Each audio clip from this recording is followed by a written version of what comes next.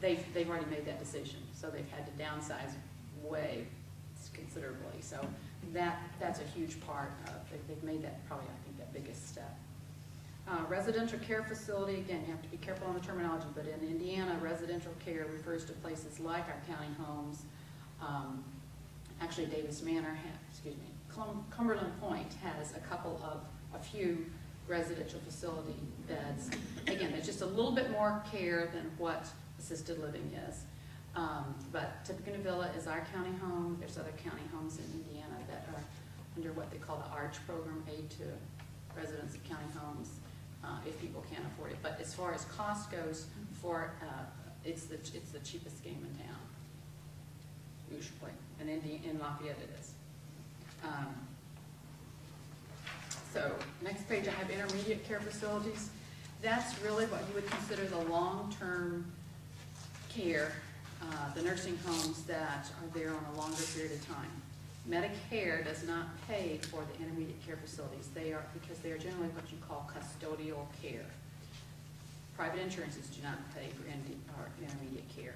If a person is on Medicaid, which is it's a joint federal and state funds, they will pay if the person is on Medicaid and the intermediate care facility, assuming that they need that level of care, and that does have to be evaluated before they would go in. The skilled nursing facility is the highest level of nursing facility care. They have 24-hour nursing, and many times people are there for rehabilitative services. These are the only nursing facilities that Medicare will cover. There are requirements. If you have the traditional Medicare, the requirement would be that a person has to have been in a hospital receiving hospital level care for a minimum of 3 nights, and then require the care of a skilled nurse or a skilled therapist on a regular basis. And the maximum amount that they will cover under, again, the traditional Medicare is 100 days, with the first 20 days being covered the full amount.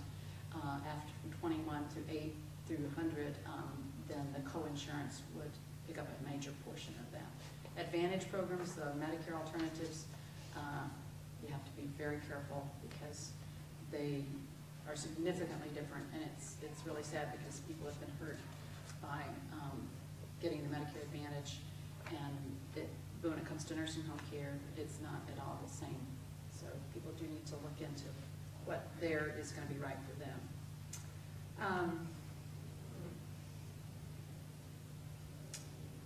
Some private insurances, if they're still under a private insurance, they frequently have a skilled nursing facility benefit.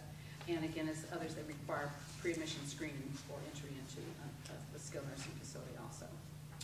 The next level of care is really short-term. It's an acute rehab.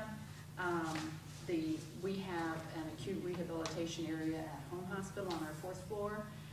It's a separate section, but it's at the hospital level of care, and it is just for rehabilitation. So our patients there are there for, again, following knee surgery, hip surgery, stroke, other kinds of debilitation, possibly brain injury, that type of thing. So they're there until they recover. It's very much of a team approach, and it does count towards their hospital Medicare days.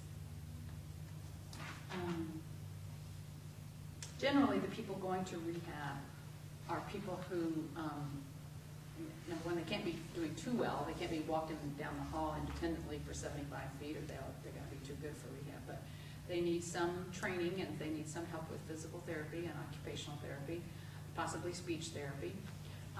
And the goal is that they're going to be going home, not going to a nursing home. It's not going to be given that they're needing to go to a nursing home. They need to be able to tolerate at least a minimum of 3 hours of therapy a day. That sounds kind of scary to someone who's laying in a bed and think, oh, I'm going to be on a treadmill for 3 hours. That's not how it is. Over the course of a day, that they can take some sessions with the therapist, and maybe able to work up to that 3 hours for a while. Usually need some pre-approval by whatever insurance it is. The highest level of care, other than the hospital, is a long-term acute hospital. We refer to them as transitional or LTAC. We have one in Lafayette. It is the Seton Specialty Hospital that is on the 1st and 2nd floor of St. Elizabeth Hospital. They started about 15, maybe 20 years ago now. But they really do take the very chronic and very serious, complicated hospital patients. We have many patients that go to these hospitals because they can't get off a ventilator, or they just have very complicated care, and the stay there is usually an average of 28 days or more. So it's these are very sick, complicated patients, and many times they will need then rehab after that, or